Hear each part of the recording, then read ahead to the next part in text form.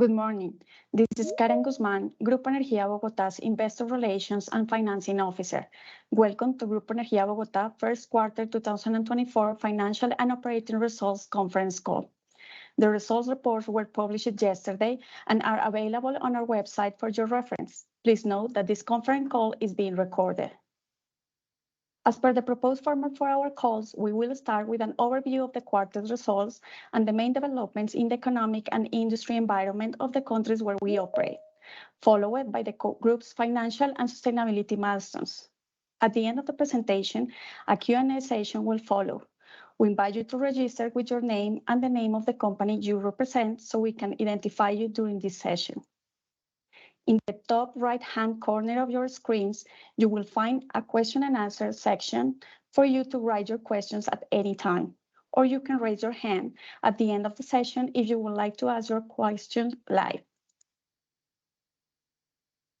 The management team that will join us today is composed of GEB CEO Juan Ricardo Ortega, our CFO Jorge Tavares, and our Sustainability Director Eduardo Uribe, and myself.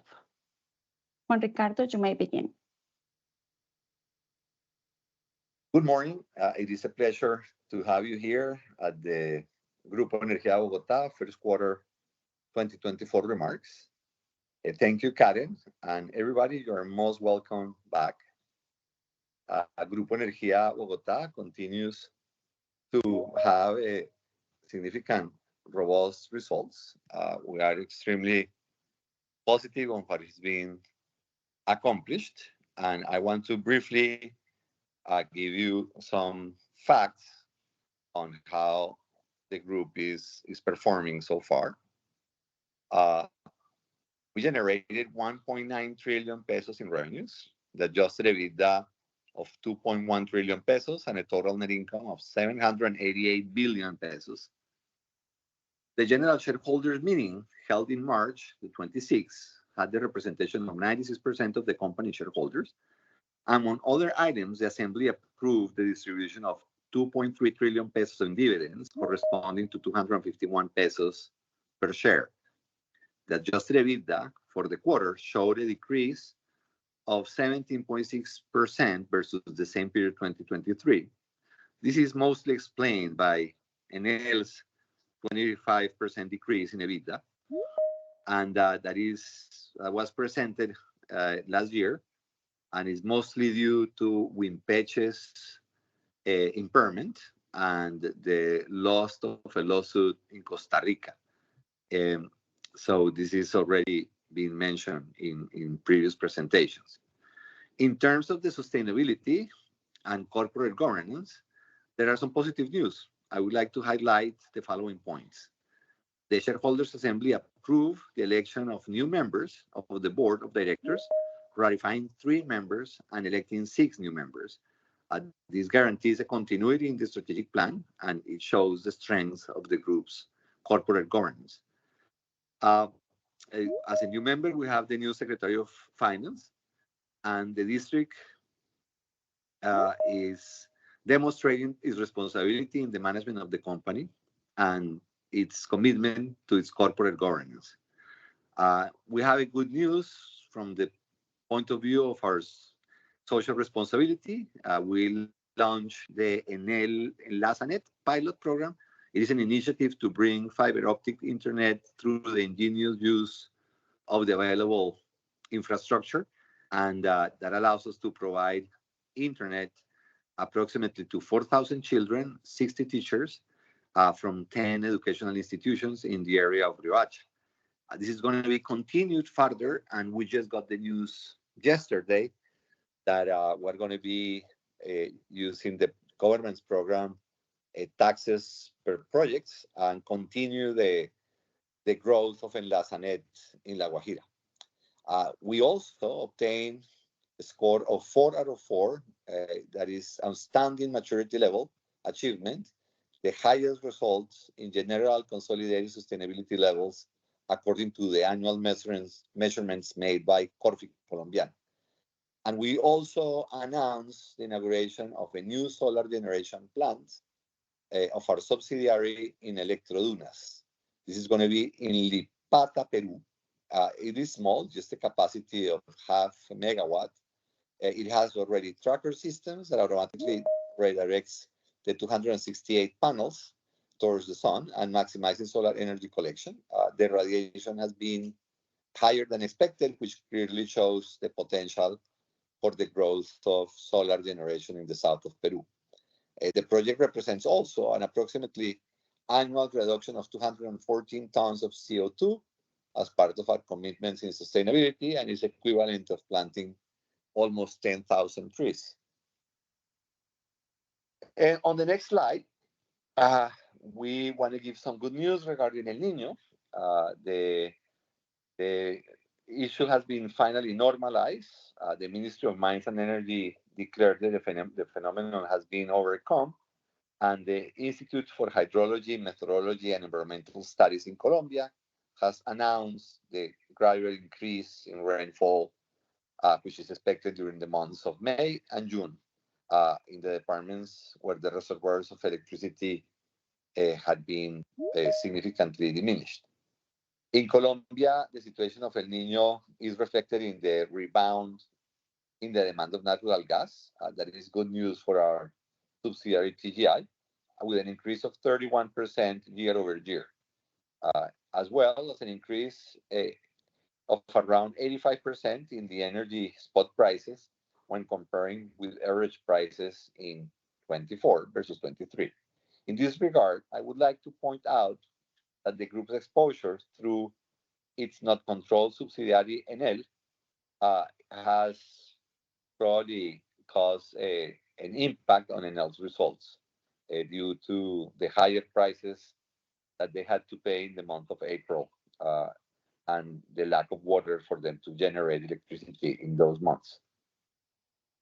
Water reserves, fortunately, are increasing significantly after standing at 31.5% at the end of the quarter. They are already close to 36%, which clearly shows the Nino is over, but we need those rains to continue in order to guarantee there is no other crisis in the future. There is expectation of a Nina, so that most likely is not going to be the case. In terms of regulation,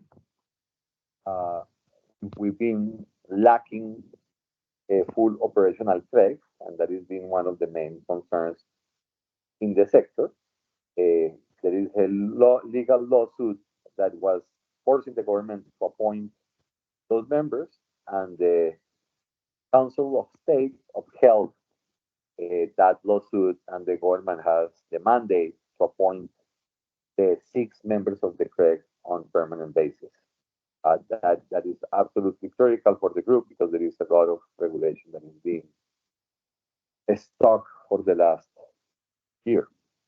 Furthermore, in line with the suggestions and alerts from the National Dispatch Center, the government implemented some temporary actions to deal with El Nino, but as of today, some of those interventions, although maintained, are not going to have any impact because of the improvement in the rainfall pattern. However, we're still finding challenging the environment in the sector with all the news about the risk of an intervention and with the limited functioning of the CREG, and is added to the critical delay in the energy infrastructure. And this is going to be more relevant in the coming future. On the average, only 6 out of 10 megawatts from previous options allocations came in line, and less than 3 out of 10 came in line in scheduled time.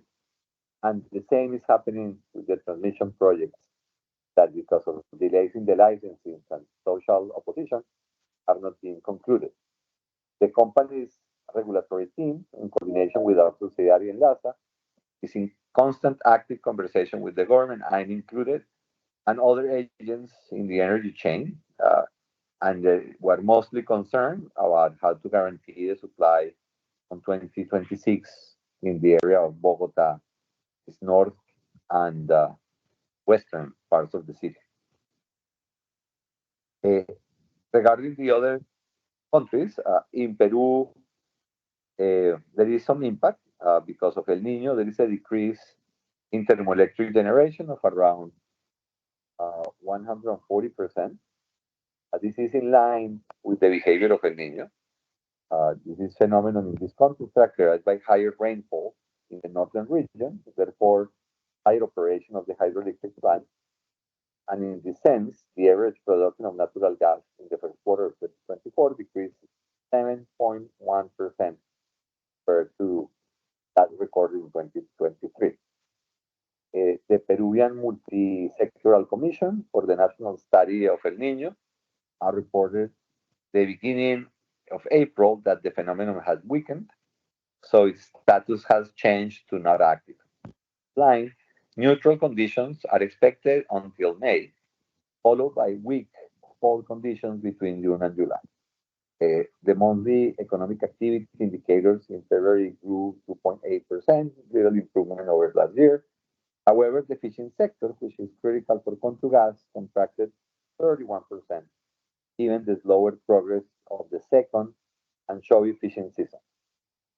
This is going to be obviously a concern for the revenues of Contugas that had an impact of 2.1% decrease on the quarter. In Brazil, the GDP is performing better, close to 2.09% as well.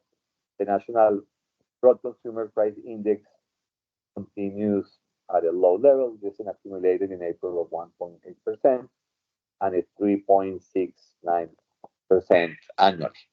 The Selic, which is the main instrument for the central bank, has been left at 10.5%, but we expect some reductions that could bring some positive results if it reaches around 9% towards the end of the year. Likewise, in Brazil, the transmission sector continues to grow significantly. 15 lots were awarded in the auction for 18.1 trillion Brazilian reals, and that is going to continue to be growing given the commitment of Brazil to the electrification of the country. Electrobras continues leading with 4 awarded lots. The next slide, and we will talk about some operational milestones that will give you an idea of how our companies are performing. In transmission, the Colombian Mining Energy Planning Unit, UBE, awarded GEB the project for the construction, operation, and maintenance of a new transformer that will improve the reliability of the electric power service in the Department of Bolívar. If you remember, the previous quarter we won one in Huila, so we continue to perform quite well in the UBME's invitations. Additionally, our subsidiary Connect in Guatemala was certified under ISO 22301, and more importantly, our substation Modesto Méndez going to be inaugurated on the 1st of June and is already being electrified, improving the income base for Conecta in Guatemala. In terms of distribution, Electrodunas completed as well the construction of Chiribamba, the substation that it was implemented on a new non-bank financing business, Chiribamba, no? And we also implemented the new non-bank financing business line, Pedidunas, which at the end of the quarter reported 278 new loans for a total amount of over 1 million soles. It's a new line of income for Dunas that we expect to grow significantly in the coming years. Additionally, there is an increase of 2.9% compared to the same period in the previous year. We recorded energy demand growing in Colombia in Enel's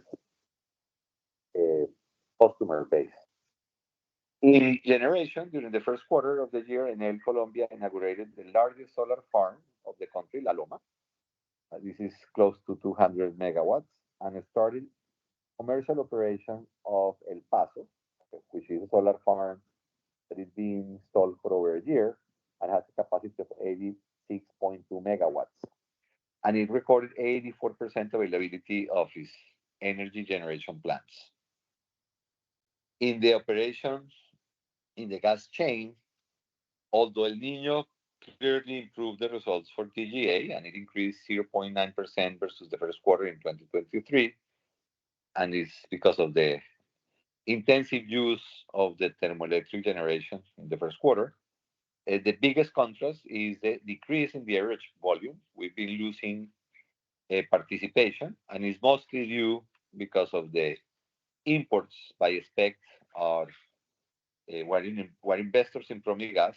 The SPEC is a subsidiary of Promigas, and the most of the generation by gas is in the northern part of Colombia, and most of it was done with imported gas. The gas deficit is going to be a main concern in the coming years for Colombia. And in distribution, Contugas accelerated the pace of the residential connections. This is quite positive and will reach 5,358 as of March. And in Cálida, 50,206 new connections were made, reaching 2,007,486 connections this year, almost 800,000 new users in the last 12 months. So here you have a brief presentation of the overall results of the group. And now let's hear Jorge Tavares on all the financial details regarding our performance this first quarter. Okay, thank you, Jorge. The floor is yours. Thank you, Juan Ricardo. In the first quarter of 2024, our operating income decreased by 10%. This compared to the same quarter in the previous year, and mainly explained by lower revenues in the natural gas distribution segment, which decreased 18% due to FX effect given the aforementioned revaluation of the Colombian peso that explained 195 of the variation. In the functional currencies, Cálida revenue decreased by 2.2% and Contugas increased by 36%. There were also lower revenues in the consolidated pesos statement in the power transmission segment, decreasing 11% due to FX conversion, and lower revenues in the energy distribution segment due to the FX conversion, given the revaluation of the Colombian peso, in this case against the Peruvian sol, of approximately 16%. And this was partially offset by a 6.2% annual increase in revenues in the natural gas transportation segment.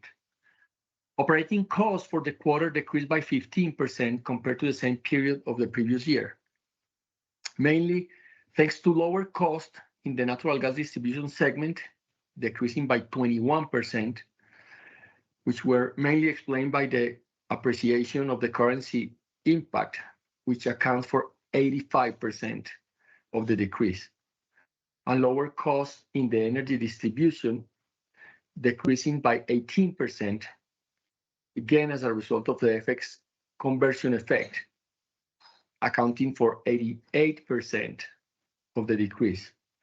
This was partially offset by a 6.4% annual increase in the natural gas transportation cost and a 6.2% increase in transmission costs. Regarding administrative and operating expenses, these decreased by 7%, mainly due to the decrease in expenses in the natural gas distribution segment, given the appreciation of the peso, and lower expenses recorded in the corporate center due to lower legal fees. Operating income for the quarter presented a 2.7% decrease compared to the first quarter of 2023. Additionally, the quarter recorded higher financial expenses, increasing 20% year over year, mainly explained by expenses associated with the issuance of the GEB sustainable bond in the 4Q of 23, bonds in local currency, and the new debt subscribed by TGI in the fourth quarter of 23. Accordingly, controlled net income for the quarter decreased 11% compared to the same period. Next, please. The equity method for the quarter closed at $586 billion, growing 1.3%. This variation is mainly explained by a higher contribution from Promigas, with a 39% growth, given higher income as a result of higher volume transport during the quarter, and from GEB, with a growth of 19% from higher income in the 4 joint venture concessions with Electrobras. This growth managed to offset the negative variation of 1.5% in Enel participation method, which is in line with the lower earnings recorded in the quarter, and Argo decreasing by 15%, mainly explained by FX conversion effect due to the peso appreciation versus the Brazilian real, and the annual variation of the inflation in Brazil IPCA.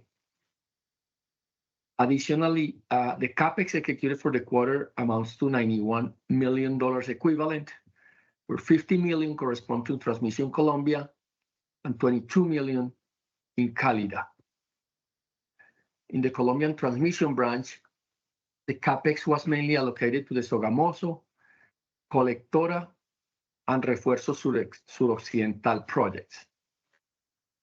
The update of the 5-year CAPEX projection stands at $1.4 billion, increasing by 8% compared to the previously shared figure, mainly explained by the additional projects in Guatemala associated with the extension of the construction contract that was signed in the last quarter of last year. The adjusted EBITDA for the quarter decreased by 18% compared to the 1Q in 23, mainly due to the decrease in the EBITDA of the associated companies, which decreased 25% year over year. This is explained by the lower dividends declared by Enel Colombia, whose figures for 23 reflected the accounting impact of Wimpesi and the elimination of the Chucas receivable in Costa Rica. Additionally, the EBITDA of controlled companies, which for this quarter represents 43%, decreased by 6% compared to the previous quarter last year. This is mainly to the adjustments made to the EBITDA calculation, which now includes the operating taxes, as we shared in the fourth quarter of 23 earnings call. There was also a decrease as a result of revaluation of the peso against all currencies of the group portfolio of companies. The controlled EBITDA for the quarter is made up 86% by 3 companies, TGI, Cálida, and our transmission business in Colombia. Looking by segment, a decrease of 57% year to year in the energy generation segment, which represents 85% of the annual variation of this metric. And this is, again, due to lower dividends declared by Enel Colombia, which is in line with the profits accounted in 23. And finally, it's worth highlighting that the adjusted EBITDA calculation for the last 12 months amounts to $4.7 trillion, approximately $1.2 billion. And now I give the floor to Karen Guzman.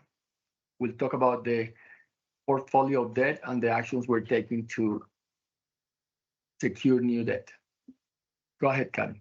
Thanks, Jorge.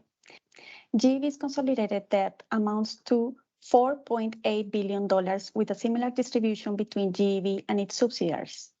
It is highlighted that 37% of our debt, it has a fixed interest rate, while the remaining is indexed to SOFR, CPI, and IBR. Regarding the distribution by currency of origin, 65% of the debt is denominated in US dollars, followed by 33% in Colombian pesos, mainly explained by TGI's deal club for 1.5 trillion Colombian pesos and TGI cross-currency swap on its 2028 bonds, as a result of the company's strategy to reduce its exposure to dollars. Regarding GEB's leverage ratios, our objective is to maintain sustainable leverage in the medium term below 4 times, as part of a strategic commitment to maintain our investment grade. In this regard, for the first quarter of 2024, our net debt EBITDA was 3.5 times and 4.7 times EBITDA on financial expenses. As we have previously reported, we continue to prioritize the refinancing of 2024 maturities, specifically 320 million owed by Controgas with the corporate guarantee of GEB and TGI. Finally, we would like to highlight that during this first quarter, TGI, GEB, and Controgas made partial capital payments on the following obligations: 370 billion for local bonds of GEB, 200 billion from TGI Club deal, and $25 million from the syndicated credit of Controgas. Let's now continue with our Sustainability Director, Eduardo Uribe, who will share the main advances in sustainability for the quarter. Thank you, Karen. In relation to the main sustainability milestones for the first quarter of the year 2024, we highlight the inclusion of GEB and TGI in the Standard & Poor's Global Sustainability Yearbook. GEB received this recognition for the third consecutive year, being positioned in the top 5 of the gas utilities industry for its high performance in environmental, social, and governance issues. TGE ranked first in the oil and gas transportation and storage industry. Now, in terms of social performance, GEB and Atenea launched their last call for the Todos a la U program that will benefit more than 1,500 people with training in technology and digital sectors, soft skills, and energy transition.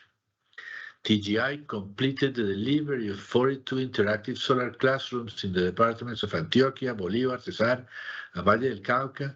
This will benefit more than 20,000 children, and it was carried out under the Work for Taxes mechanism with an investment of nearly 17,000 million pesos.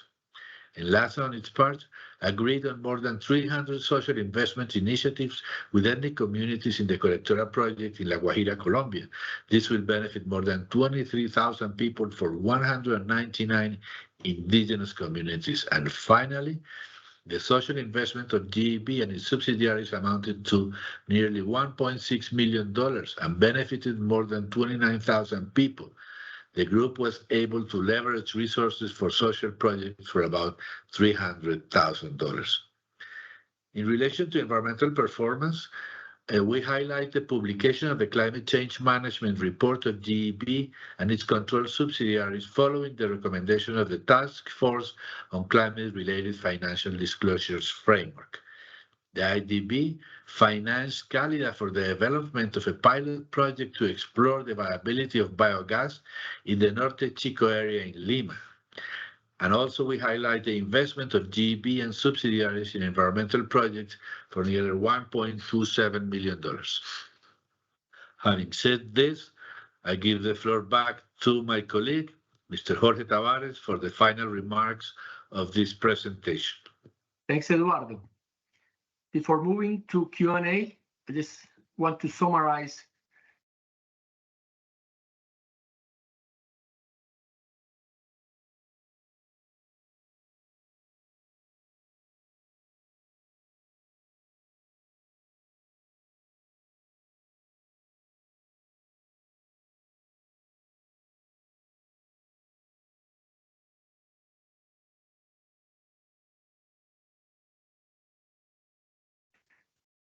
investors and our commitment to dividend. Important actions that demonstrate our leadership in sustainability and corporate governance, from which I highlight the election of the board of directors, which includes new members of top quality and that I'm positive, are going to help us move the strategy forward. And the launch of a very innovative Enlazanet pilot program, which will allow a transmission company to deliver internet to communities in La Guajira. Our adaptation to a challenging operating environment, not just the Niño phenomena that is already gone, but also our regulatory environment in Colombia, which is posing significant challenges and in which we are engaged with all the stakeholders, of course, including the government and the regulators, to try to find ways to move forward the energy agenda of the country. And finally, our debt management and our actions on securing new indebtedness and maintaining the leverage level at healthy levels that we have had for the last few years. Pass it to Karen then for Q&A. Thank you, Jorge, and thank you, everyone, for joining us today. I don't see any questions on the chat, but we invite you to type them in our chat, or you can raise your hand if you have a question. There we go. We have a question from Andres Duarte. Let me unmute you. You can unmute yourself, Andres. Hello.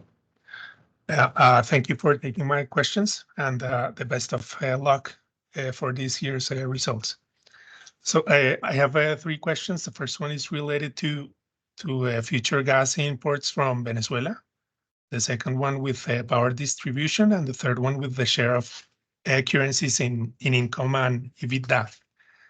So the first one is, assuming a repaired Antonio Ricaurte pipeline, what role, if any, would TGI have on the transportation of this gas? The second question is, please explain or repeat the explanation that Juan Ricardo gave on what explains the impressive increase in operating income coming from electricity or power distribution with respect to the previous Q. And the third question, the one related to the share of currencies in income and EBITDA, is that after the next Q, TGI would have completed a whole year with the whole operating income denominated in pesos. And this would imply a decrease in US dollars denominated income from around 65 to 55%, as far as I can tell. I wanted to know if this is accurate, and in terms of EBITDA, what distribution are you expecting for the whole year? Thank you. Thanks, Andres. I think I can take the first one. In terms of potential imports from Venezuela, same position as we have maintained in the past. We're not dealing with Venezuela government.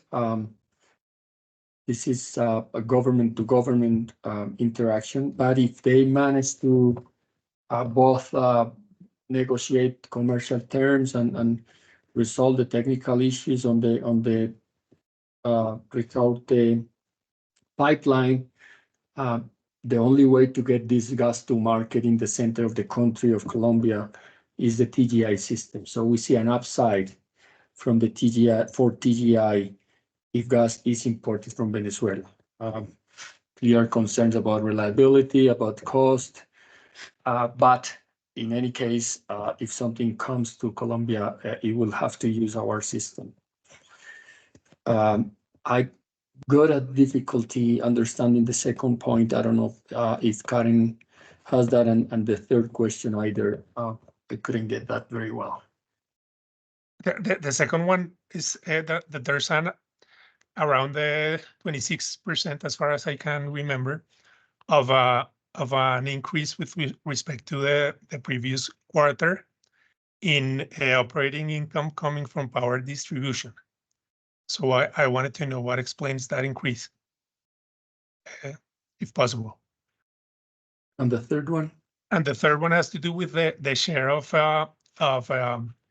income and EBITDA in terms of the different currencies. specifically US dollars and pesos, after a whole year is completed with TGI having the whole operating income in pesos? Okay, the third one. So Okay. TGI being in pesos since June of last year, as you point, is going to be a peso-dominated company throughout 2024.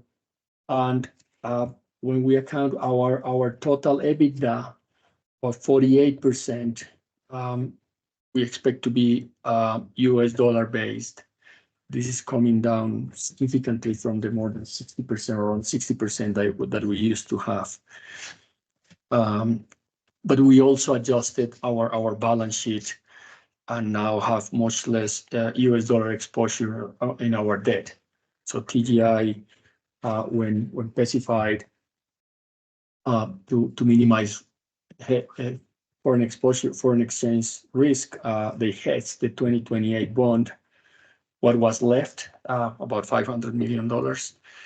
And also there used to be an intercompany loan for US dollars that was prepaid to GEB, and pesos were secured in the local market from banks in order to have the balance sheet of TGI not exposed to US dollars. The 26% increase in the distribution business in revenue. I don't have an answer. With respect to the previous quarter. It's okay. I'll ask by email later or whatever. Yeah, I'm just thinking here, and I don't know if somebody in the team has a quick answer for that. Okay, thank you. Thank you, Andres. We're checking and we'll come back to you through email. Right. There is an impact. There is an impact on the need of El Niño. So prices during the quarter were higher prices, especially because they account for prices of the peak of the Niño back in November, December, January. So a significant portion of that is associated with higher spot prices that were translated into the cost to the customers and secured in revenue by the companies. But it's a one time. It's not a sustainable and does not add margin, as that part of the cost is a pass through. It just has a delay in revenue. And the second portion of it is that Enel was able to recoup part of that exposure. So let me explain in details. When the generation price goes up, as happened during El Niño, there is a lag of about 2 months in between the moment that the distributor pays for higher cost of generation and the moment in which it recoups the money from the clients. And at the end of last year, Enel had an exposure that impacted our revenue negatively in the last quarter on the distribution business. And now, during the first quarter, it was able to recoup that because the spot price went lower on what it had paid during the last quarter. So that also is recorded as additional revenue and explains part of the distribution business result. Great, thank you. Fine. Thank you, Andres. I'm going to allow Juan Munoz question from BTG. You can unmute yourself, Juan. Hi, Karen and Jorge. Thank you for the presentation. Just a couple of questions here. The first one is related to Enel's dividends for the next year, considering the decline in the dividends decreed this year. How do you see, or are your expectations for the next year, considering the impacts of El Niño phenomenon on Enel Colombia's financials? That's the first one. The second question is related to the financial expenses that grew like 20% year over year. So you see those levels as the new normals, or we should see a decline in the following quarters? And the third one is if you could give us a quick update on the Colectoras project. That are my questions, and thank you for the presentation. Thank you, Juan. So Enel dividends for 24 are given, and given the new shareholder agreement, which is now 2 years old, we had a payout of 90%. So it's not an agreement, an ongoing conversation with Enel Americas, but it's a given number because there is a table in our shareholder agreement that if the leverage of Enel Colombia is lower than 1.5 times net debt to EBITDA, the dividend payout is 90%. So that is what the company declared, has announced, and we will receive that between July and December of this year. In terms of dividends for next year, we do expect the 90% payout to remain in place. And just from the budget perspective, the company has projected a significant improvement over last year, given that the year 23 was impacted by the two non-recurring items that we have described extensively. You have read in the media that Ecopetrol's president has openly said that the WINPESI negotiations are going very well, that they are committed to close that transaction. So we expect that to happen, and that should allow the Ecopetrol to continue the WINPESI project and finalize that. And with that, the budget and all the projections that the company has are most likely to be met. As when Ricardo signaled, April was challenging because of El Niño, but El Niño is gone, and we go all now back to normal businesses. The spot price today is 188 pesos per kilowatt hour. On terms of financial expenses, we do expect interest rates going down. The good news is that the banking system is acting faster than the central bank.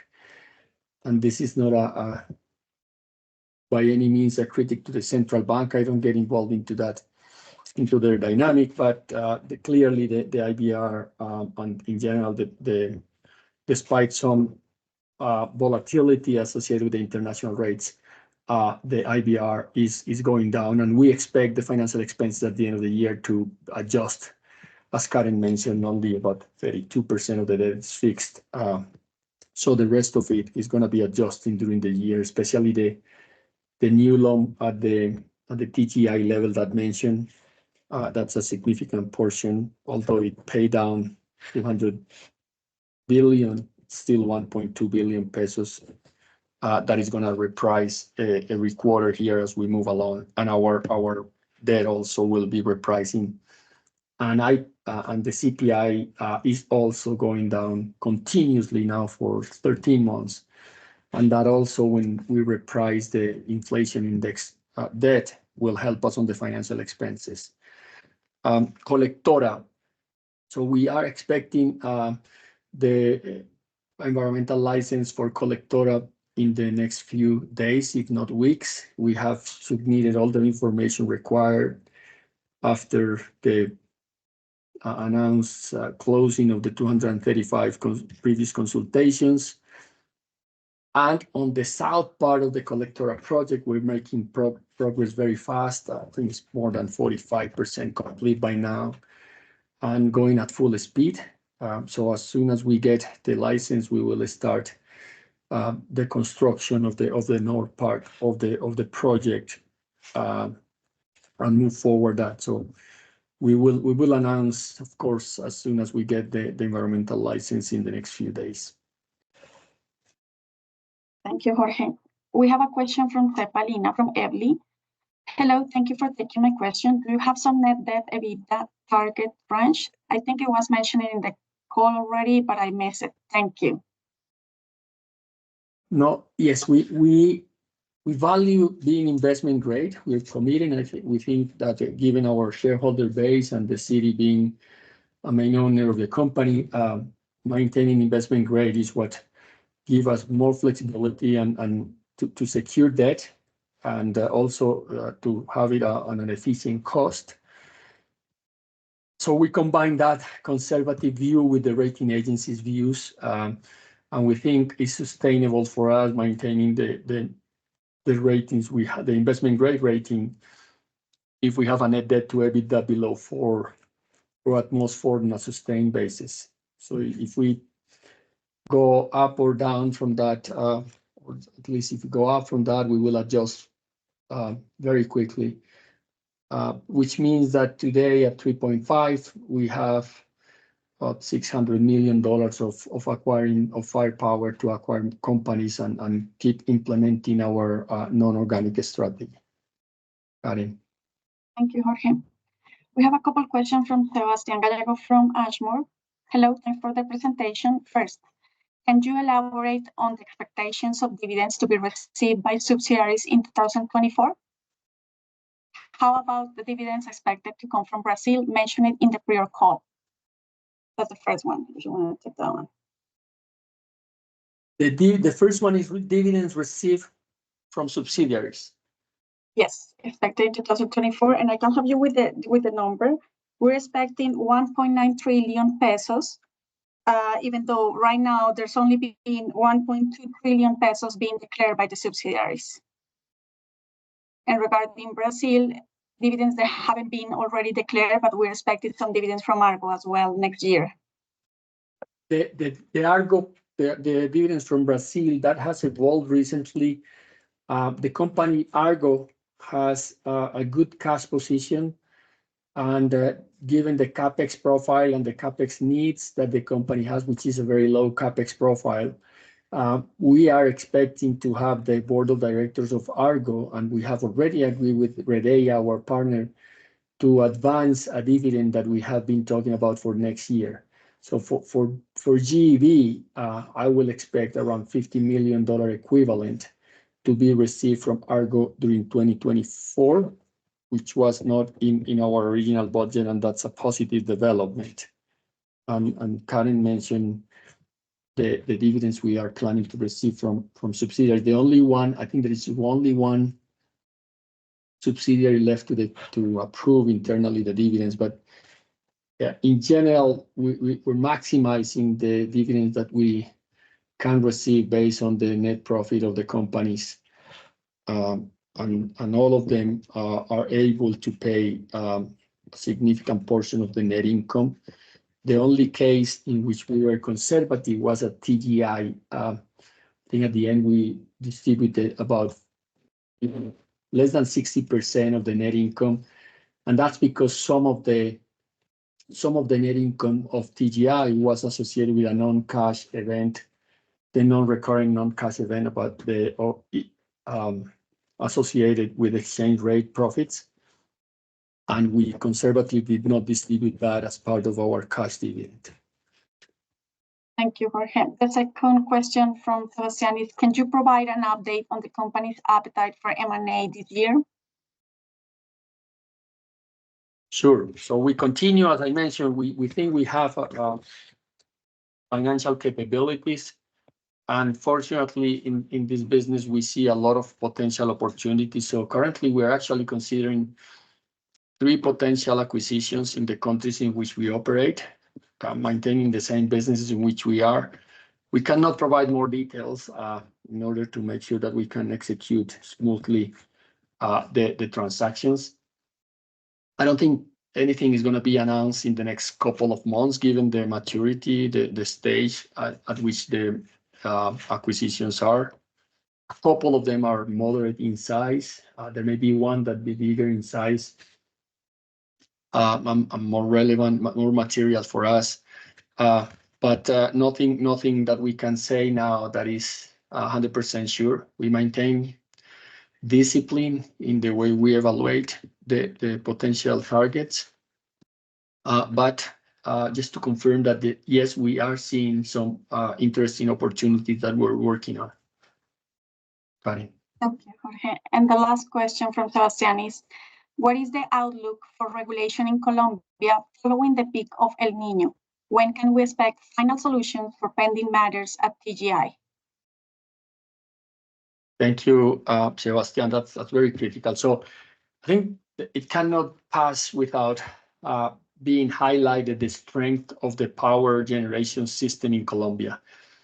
El Niño was not a mild Niño, was a relatively strong Niño, and the system responded, and energy was there, and no blackouts or constraints were impacted significantly or at all the market. So that's a very good outcome. Of course, every few years in a hydro-based energy matrix, you're going to see spot prices going up. That only impacts about 20% of the final cost to customers, which is a moderate impact, despite of how much publicity the spot price gets. That does not have such a huge impact.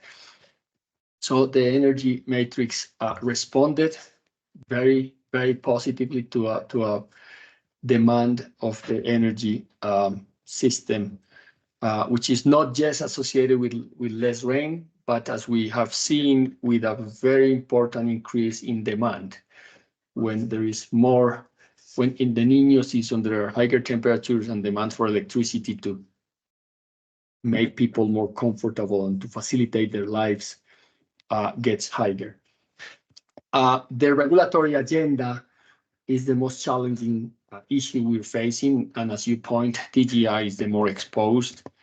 The fact, as Juan Ricardo mentioned, that the CREG has not operated as institutionally defined is very critical for the industry, because that's where the key technical decisions are made. And it is a very bad recipe for have an energy system operating based on political decisions and not technical decisions. We saw the Consejo de Estado, Council of State, confirming a decree by the Tribunal Administrativo de Cundinamarca, a high court, a state high court, that required the president to appoint the 6 board members on a firm basis, not on a temporary basis. So that confirmation demonstrates the institutions working. Originally, the Tribunal Administrativo had given 30 days for that decision for the president to act. And we're just waiting to see that time pass and what the president's reaction to forming the CREG is going to be. So for us, it's frustrating, because as we have repeatedly communicated to markets, we do have the pending resolution of our TGI 175 resolution being fixed, with draft resolutions out for comments. But the fact that the CREG is not moving, is not evolving the normal agenda on a technical way, makes life more difficult. And also the Niño created some, I now can call it distractions, and the CREG, although quite late, got into the energy optimization and into how the energy matrix was managed during the big Niño season, associated with it, trying to avoid a potential blackout that could have materialized if rainfall would have not appeared, or if any plant would have come out of operation for unexpected reasons. So we hope that with the normalization of the Niño, and with the decree by the Consejo de Estado, we can go back to normal operations of the CREG and resolve the issues that we have on a technical manner. Karen. Thank you, Jorge. We have a last question from Diego Galvan. Congratulations on the result. My questions: do you have a long-term target on the FX debt exposure ratio, COP versus US dollars, for the group overall? Can you elaborate on the policy on that regard? That's the first one, and we have another one that we can. Sure, Diego. So I think it can be seen in two ways. For the Colombian financial markets, we are too big. So there is no way we can secure $5 billion in the local market. In fact, about 19% of our current debt portfolio is funded locally. So we need international markets, and the more efficient way of securing money in the international markets is US dollar debt. So we will continue to secure US dollar debt as we are doing currently in the Contugas rollover of the 320 million that Karen mentioned. Then the point is how to manage FX exposure. And we do have a higher FX exposure because of the US dollar debt associated with the pacification of TGI. We do have a policy that, or the way we manage that FX risk is with the international investments or with US dollar investments in the portfolio. As TGI now, it's not US dollar, and it was a sizable part of that investment portfolio. We are exploring ways of managing that additional FX risk that we have, and that likely will have to be through just cross-currency swaps to hedge part of the US dollar debt. So we do not have a target on how much US dollar debt we get, but if we get above our threshold that we think is, or that we define as our risk appetite, we will hedge the rest of it. And there is a market out there for hedging, so that's not a problem. That's it. Second. The second one is pipeline for new projects and investments. Can you give us some color on the prospects for new investments in Colombia or the region? Yeah, investments in Colombia, given that we have Enel, and Enel is the one doing all the generation.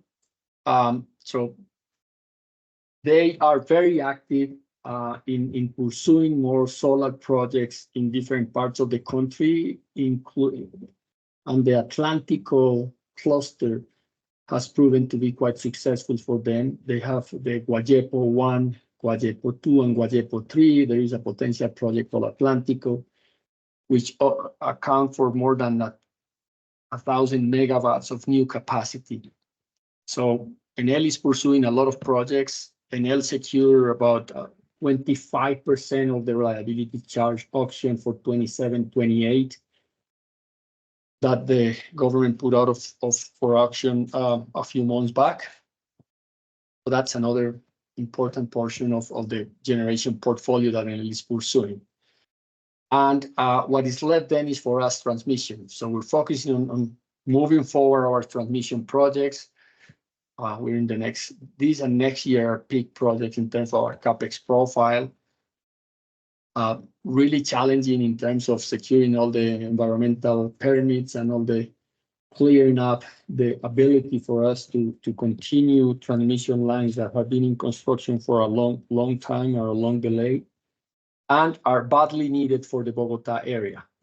Bogota has an energy deficit in terms of the generation area. So we need to import electricity from the rest of the country, but we do not have enough transmission lines to bring all the electricity required by the region. And we're not able to, we're not allowed to continue the projects at a regular project pace due to some constraints, mostly from the environmental licensing perspective or approvals perspective in general, not just environmental license, but others. Besides that, we participate and have participated in the UBME auctions. We secure a last one, which is a small project that will add like $1.2 million in revenue when we complete it. A transformer that was auctioned, an expansion of a substation, basically.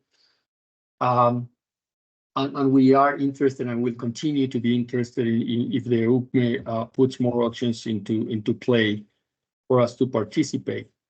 A few non-material private projects that we are pursuing also. And that's our project portfolio in Colombia. The project pipeline is going down. If you look 3 years further out, our CapEx demand is much lower, and that reinforces our strategy of acquiring companies to make sure that we continue growing and adding cash flow to our portfolio. Karen. Thank you, Jorge. We don't have any more questions, but I would like to answer Andres' question regarding distribution of energy. Just to give you the data, there was an increase of 26% regarding the prior quarter, and it's mostly because of higher volumes of electricity sales in Electrodunas, our company of distribution, power distribution in Peru. Thank you. You're so welcome. So we don't have any more questions. We would like to thank you once again for your presence here today. And as a reminder, our IR team is always available to resolve any of your questions. We hope you have a nice day. Thank you very much. Thank you.